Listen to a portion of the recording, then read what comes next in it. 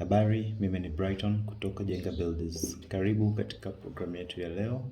Katika session hii tutaongelea formulas zinazotumika katika program ya Microsoft Excel. Sasa kama mnavyofahamu, Microsoft Excel ni mojawapo ya softwares ambazo zipo katika package ya software za Microsoft. Zingine ni pamoja na Microsoft Word, PowerPoint, Outlook na nyingine nyingi.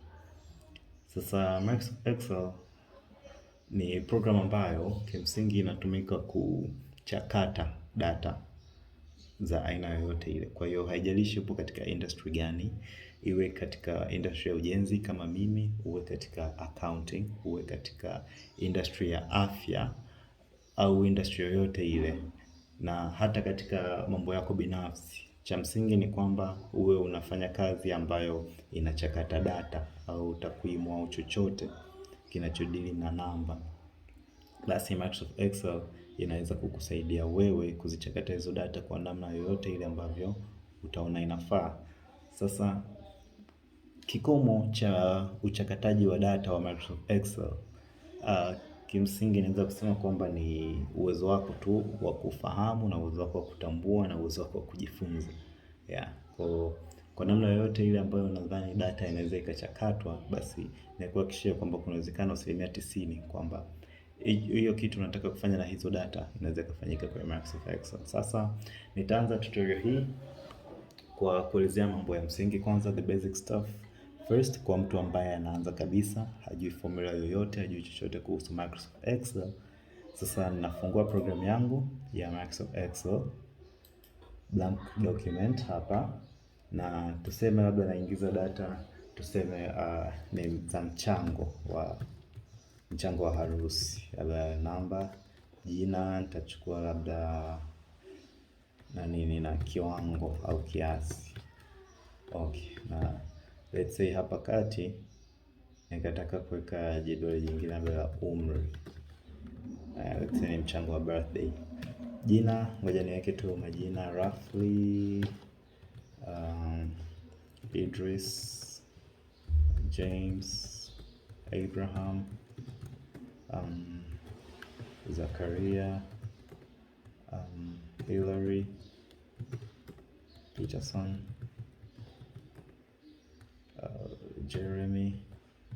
Jeremiah, okay, Jermaine. Tuseme tumeweka idadi hiyo na tuna watu wetu 9, au let's say tuongeze jina la 10. Let's say ni Kevin. Sasa umri tunaweka tu roughly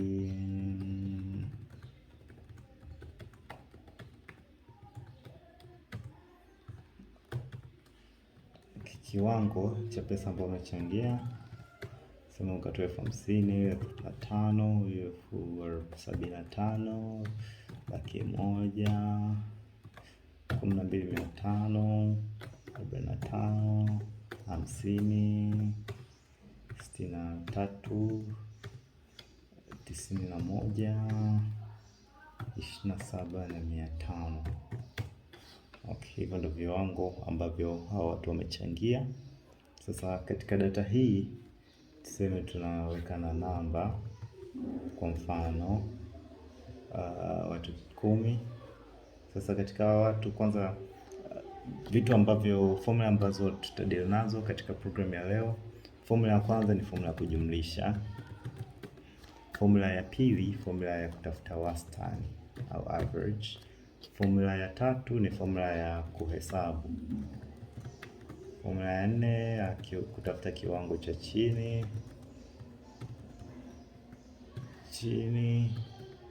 Formula ya 5 ni ya kutafuta kiwango cha juu. Sasa hizi ni formula 5 ambazo tutadili nazo katika session hii ya leo. Bila kupoteza muda, tuanze katika formula ya kwanza. Kwa mfano, hapa tuna majina, tuna umri wa hawa watu, na tuna kiwango cha pesa ambazo watu wamechangia. Sasa bila kupoteza muda, labda nataka sasa nijumlishe. Hii inaweza ikawa ni sum labda ya michango ya kikoba, inaweza ikawa ni sum yoyote ambayo nataka ujumlishe. Sasa katika kujumlisha, ili nipate idadi kamili ya pesa yote ambayo imechangwa.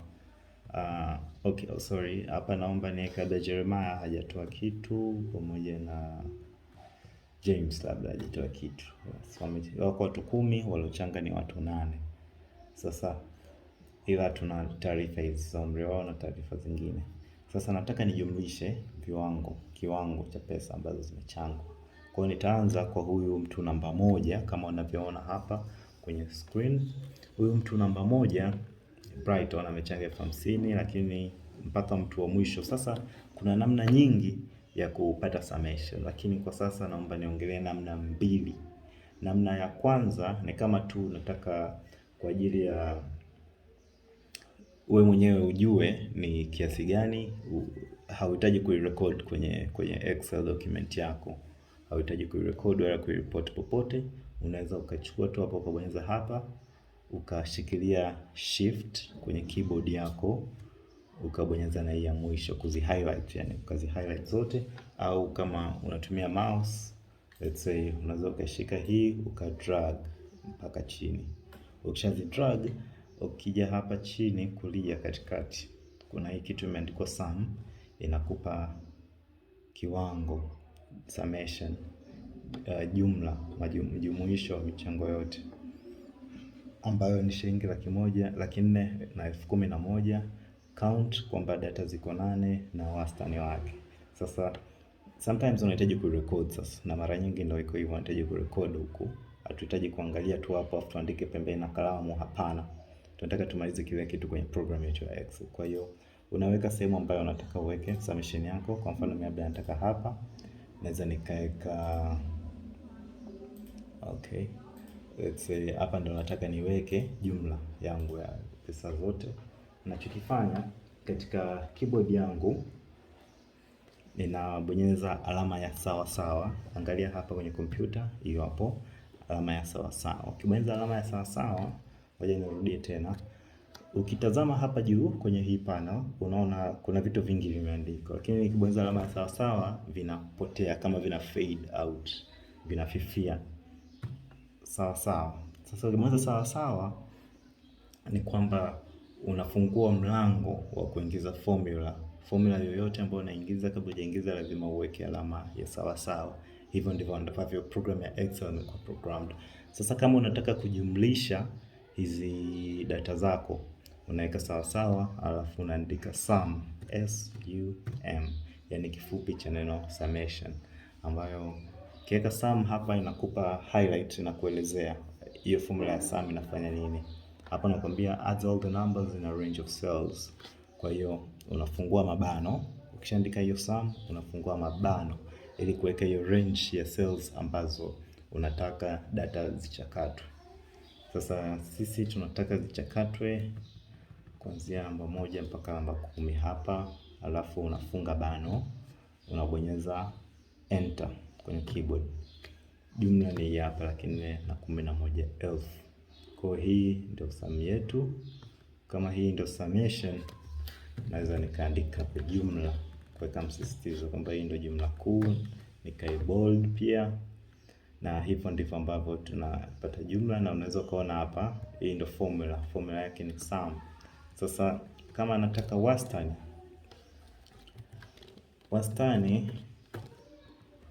wa hii hesabu yote, wastani wa michango, ninachokifanya naweka alama sawa sawa kama kawaida, ili ni Excel niruhusu niingize code ya kuvuta formula. Wastani naandika average.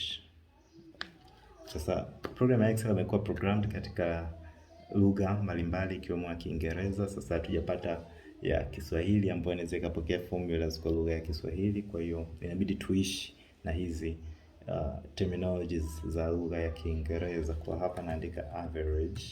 Kishaandika average kama kawaida, inanielekeza hapa returns the average au arithmetic mean of its arguments, which can be numbers, names, arrays, or references that contain numbers. Unafungua bano. Shafungua bano kama kawaida, nakuja ni kuanzia hapa mpaka hapa, funga bano. Usisahau kufunga bano, enter. Kwa huu ndio wastani wa michango. Na wastani ni kwamba katika watu wote hawa inagawa kwamba wastani kama jumla tumechangia 411, lakini 400 hii wamechanga watu wangapi? Ukiangalia hapa kwenye, tukivuta hivi, count yetu ni watu 8 hapa. Kwa hiyo tuseme ni sana kuchukua hii summation ukaigawa kwa 8. Kama umesoma hisabati nadhani utakuwa umeelewa kinachofanyika hapa. Kwa ndio hii 51375. Sasa badala ya utumie hii formula hapa uandike hii, ni kuna namna nzuri zaidi, weka tu average, inakufanyia hivyo chap chap bila kupoteza muda. Kwa tumemaliza hili swala la wastani, tunaendelea na hesabu yetu nyingine. Sasa hesabu nyingine tuseme nataka ni hesabu idadi ya waliochangia. Sawa? Okay. Let's say hapa idadi ya waliochangia bold au kuhesabu. Hapa niandika kuhesabu, lakini niseme ni kupata idadi. Kwa mfano hapa si huku tunajua kwa watu 10. Okay, sasa kupata idadi ya watu waliochangia naweka alama ya sawasawa kama kawaida, ili Excel iniruhusu niweke formula yangu. Hapa formula ya kupata idadi ni count. Count counts the number of cells in a range that contain numbers. Count nafungua bano kuanzia hapa mpaka hapa, maana kuna watu waliochanga 50,035,100,000 na kadhalika, lakini kuna watu ambao hawajachanga kabisa, lakini majina yao yapo katikati. Kwa hiyo nataka nijue katika watu 10 wangapi wamechanga, wangapi bado hawajachanga. Sasa nikishaweka hiyo count, funga bano, inanipa hapa idadi ni 8. Watu 8 ndio wamechanga, lakini total idadi katika orodha yetu tuko watu 10. Kwa hiyo kuna watu 2 hawajachanga pesa. Sasa tukitoka hapo tunaenda kuangalia kiwango cha chini. Sasa hapa nawapitisha tu chap chap, lakini huko mbeleni tutaendelea kuongea matumizi. Hivi vitu unaweza kuvitumia wapi, katika scenario gani na kadhalika, lakini vingine unaweza kujiongeza mwenyewe mtazamaji kulingana na mahitaji yako. Kama ni unapanga hata budget na nini, unataka ujue tu wastani, au unataka ujue idadi ya data fulani, au unataka ujue jumla fulani, yani unaweza kaifanya hivyo chap chap. Au kwa mfano kama unatafuta wastani wa umri, tuseme tuachane na hii. Okay, tafuta wastani hapa wa umri, andika hivi average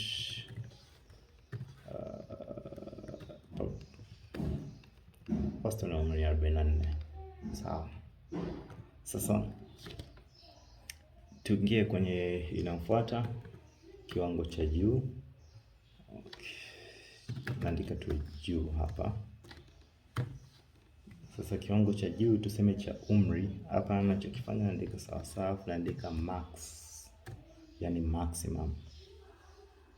Kama mnafahamu neno maximum inamaanisha kiwango cha juu katika data ya umri wa watu 10.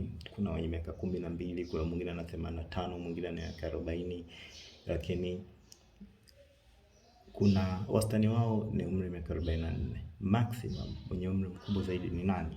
Fungua bano.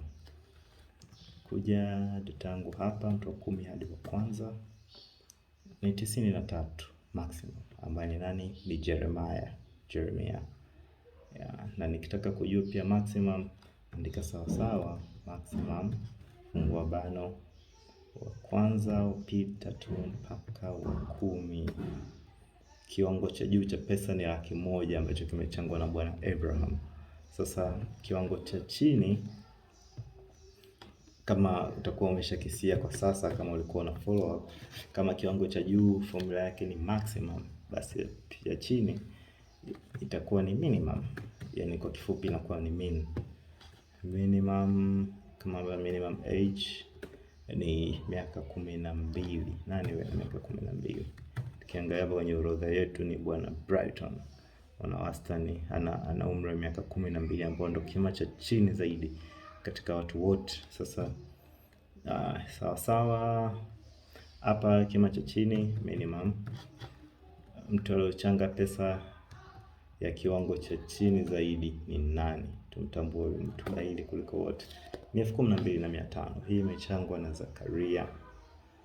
Okay, sasa hivyo ndo ambavyo tunaweza tukapata jumla, wastani, idadi, kiwango cha juu na kiwango cha chini. Sasa hii ni namna moja ambayo nimeonyesha, lakini pia kuna hii nilionyesha. Unaweza tuka highlight hizi cells au hizi kaangalia kama hapa count ni 10, summation. Sasa summation ya umri haitokusaidia, lakini average, wastani ni 44, wastani wa umri tunaweza tukaona hapa. Lakini hapa pia unaweza tuka highlight hivi ukapata baadhi ya data, na kama unataka kuzirecord, formula hii ni sawa sum, hii ni average, hii ni count, hii ni max, hii ni mean. Hii nadhani hii itatupa mwanga kidogo kwa wale ambao ni wageni katika programu ya Microsoft Excel.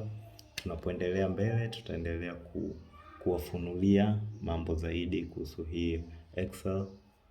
Tafadhali, kama umependa video hii, endelea kufuatilia channel yetu, subscribe, like videos, share na rafiki zako wajifunze.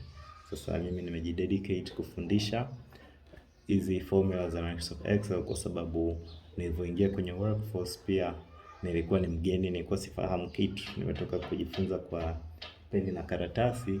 Sasa unaingia katika ulimwengu ambapo peni na karatasi iko obsolete kwa sababu mambo yote inabidi yaende kasi. Kwa you have to go with technology, na jifunze programs hizi jinsi gani zinaweza kukusaidia kuchakata data kwa haraka sana. Kwa hiyo hiyo unauza duka au unafanya kazi yoyote unafanya, whether you're a pharmacist, a storekeeper au nani, as long as you have data to process, Microsoft Excel is your guy. Microsoft Excel is the program you're looking for. Napenda niwashukuru tena kwa kuview video yangu.